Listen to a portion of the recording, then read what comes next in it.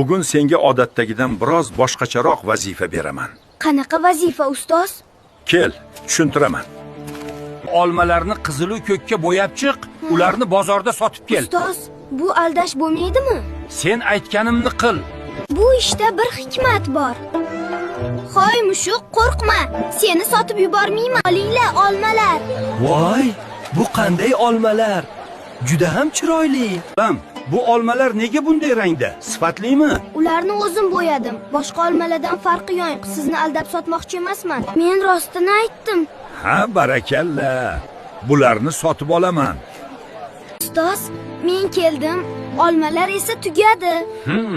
Bo'yalgan olmalarni odamlarga aldab sotdingmi?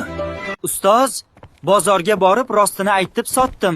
Hech kimni aldamadim. Barakalla bolam. Men aynan shuni kutgandim. Haqiqatning rangi yo'q. Uni qanchalik bo'yamang, yashira olmaysiz. Tushundim, ustoz.